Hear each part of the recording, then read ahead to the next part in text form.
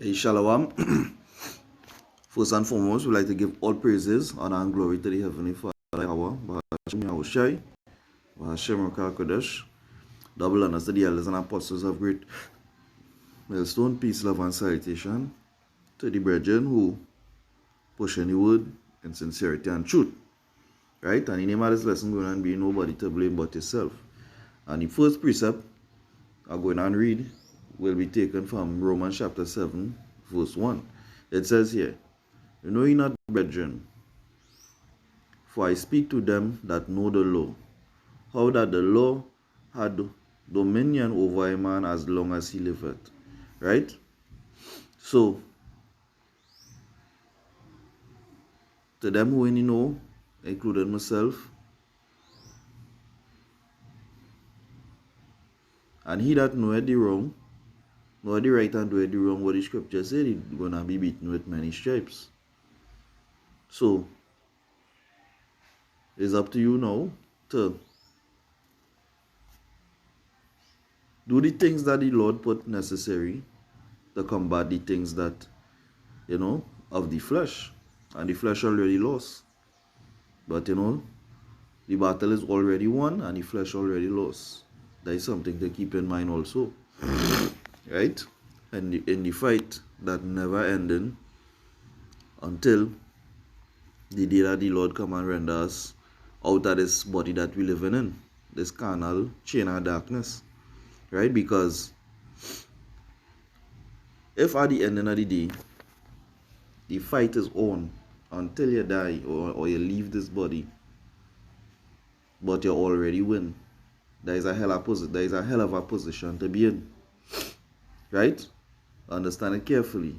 You already win, but you have to fight. Knowing you already win, so long as you're a member of the hopeful elect, but you have to fight the battle until the end, makes it a lot more difficult. Right? Because it has some points in time in the battle that you feel like you're going and be overtaken.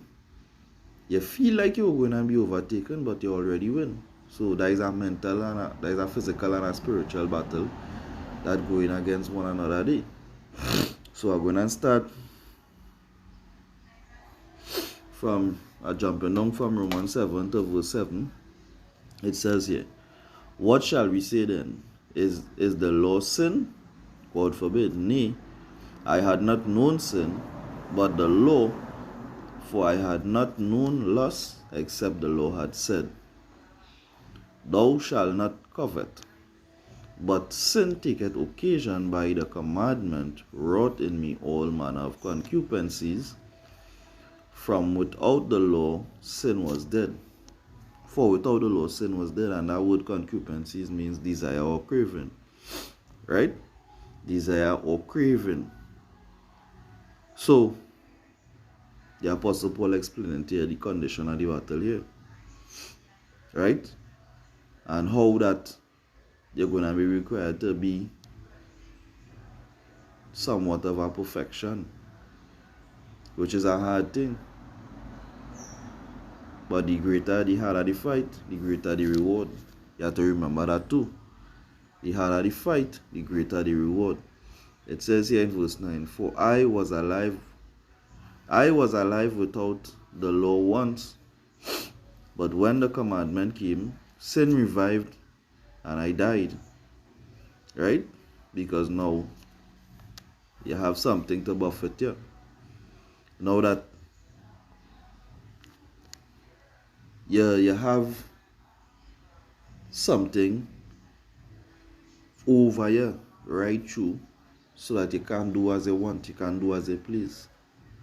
Now we become a prisoner to righteousness. It says here, "And the commandment which was ordained to life, I found to be death unto death." You understand? So it's a perishing doing righteousness, is a perishing in the flesh and an uplifting in the spirit.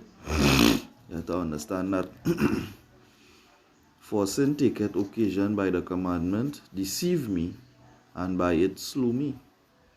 Because the more you sin is death coming upon you, and we all sinning. So the last thing that we had to conquer is death. Right? The scripture go on to say here, wherefore the law is holy and the commandment holy and just and good. Right? Was then that which is good made death unto me? God forbid. But sin, that it might appear sin, working death in me by that which is good. So the law is good, but when you have to do it in this type of corruptible body, that is when it becomes death upon you, and you become partaker of a dread fight, a very, it come like a heavyweight title fight, that you have to win. The commandment might become exceedingly sinful. That is sin by the commandment, that it might become exceedingly sinful. Right? So, the monk that thinks that his flesh does want to do, that is contrary. Right? Yes, have to lean upon the spirit more, which is a very hard thing for the flesh to do. Right? It's not no easy thing, but with throughout practice, you obtain a program. So you had to practice over and over to shun the unrighteousness and, embrace the right thing. Verse 14 goes on to say, For we know that the law is spiritual, but I am carnal, sold under sin. That is correct. Right? We is carnal, sold under sin, because the scripture say, for the creature was made subject to vanity, not willingly, but by reason of him that made them, and the same had made them subjected unto hope. It says here in verse 15, For that which I do, I allow not. For what I would, that do I not. But what I hate, that do I. If then I do that which I would not, I consent unto the law that it is good. Right? Now then it is not no more I that doeth it, but sin that dwelleth in me. Right? And he talking about the flesh. It says here, For I know that in me, that there is in my flesh dwelling no good thing, for to will is present. Right? That is verse 18. Verse 19 says here, For the good that I would, I do not, but the evil which I would not, that do I. And that is a very sad reality sometimes that we just had to fight against.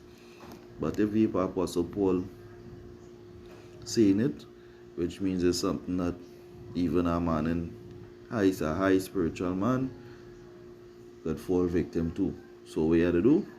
Get back up, repent, and come again until you could obtain a certain control over the flesh. It says here,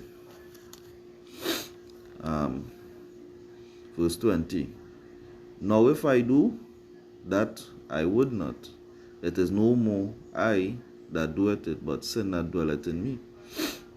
I find then a law, that when I would do good, evil is present with me. For I delighted in the law of God after the inward man. But I see another law in my members, warring against the law of my mind, and bringing me into captivity to the law of sin, which is my members. O wretched man that I am, who shall deliver me from the body of this death? I thank Yahweh power through Yahweh Shai Mashiach our Lord. So then, with the mind I myself serve the law of God, but with the flesh the law of sin. Brakatayawa Shai, Brakatayawa Shai. I want to read this last precept before I close off. Psalm chapter 19. Right? Down to the last two verses. And here it says here. This is where we hoping to reach a state of, keep back thy servant from presumptuous sins, and let not them have dominion over me. Then shall I be upright, and shall be innocent of the great transgression. This is it here. Let the words of my mouth and the meditation of my heart be acceptable in thy sight, O Lord, my strength and my redeemer. So before we die, we hoping to reach that place of acceptability in the eyesight of the Heavenly Father. So until next time, Shalom, or Wat Lababal, Kwame Asherala.